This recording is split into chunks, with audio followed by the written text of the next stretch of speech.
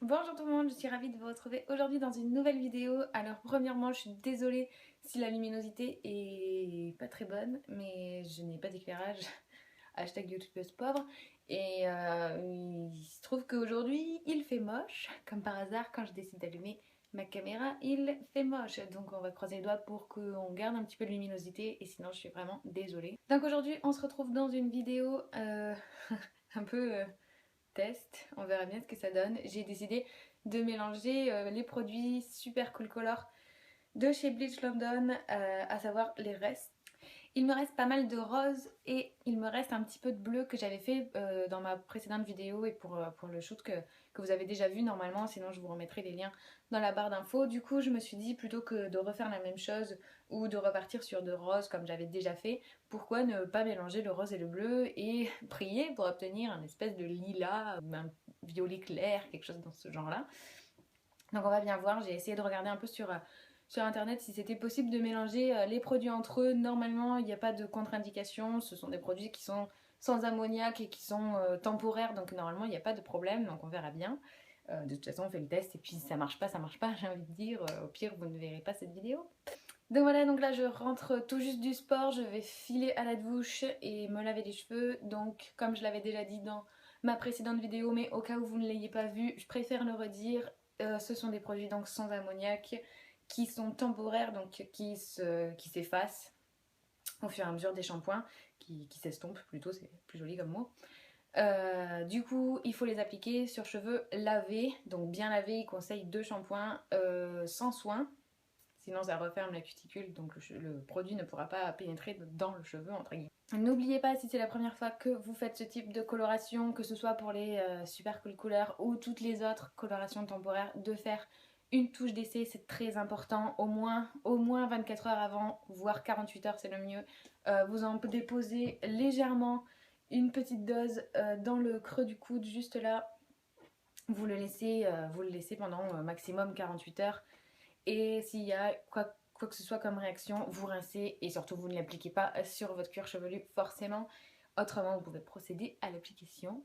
C'est très important, on ne sait pas les allergies, c'est vraiment différent de personne en personne. Il vaut mieux ne pas prendre de risques, surtout voilà, pour ce genre de couleur où on est là pour s'amuser et c'est pas le moment de finir à l'hôpital. Donc voilà, on se retrouve dès que j'ai lavé mes cheveux et puis on va croiser les doigts que ça rende quelque chose de bien.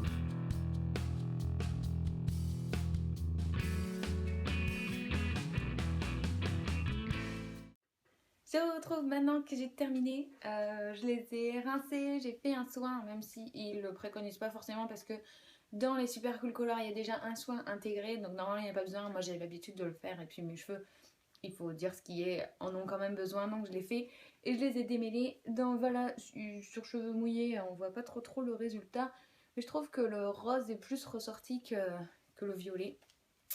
J'ai peut-être pas mis assez de bleu. De toute façon, je vais aller les sécher et me maquiller. Ce sera beaucoup plus parlant et beaucoup plus agréable pour vous à regarder, je pense. On va voir ce que ça donne. Mais déjà, je suis pas trop déçue du résultat. Même si je pensais que ce serait un peu plus violine quand même. Hein. On se retrouve enfin avec le look final. La luminosité est absolument horrible. Il fait pratiquement nuit dehors et j'ai été obligée d'allumer la lumière. Voilà, je suis vraiment désolée parce que ça rendra pas vraiment justice à mes cheveux en fait. Donc voilà, je suis plutôt satisfaite du résultat, même si j'imaginais ça un peu plus lilas quoi, et avec davantage de bleu que de rose.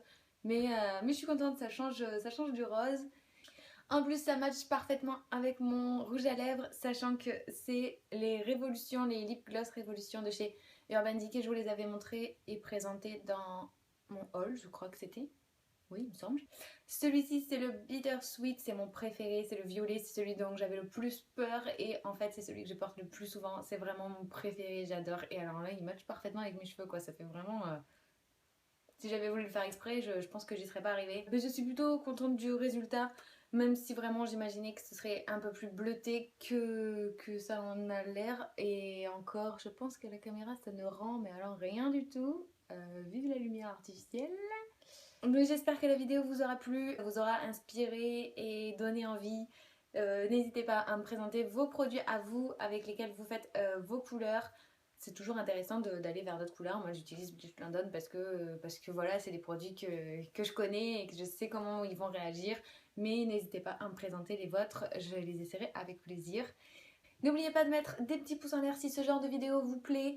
Je pourrais en faire des millions tellement je suis inspirée par ce genre de couleurs. C'est vraiment génial parce que ça s'estompe au fur et à mesure des shampoings. Donc ça laisse des possibilités énormes et un choix énorme. Voilà, vraiment n'hésitez pas à mettre des likes si ça vous plaît. Je me ferai un plaisir de vous les filmer. On se retrouve très bientôt pour une prochaine vidéo. Bye!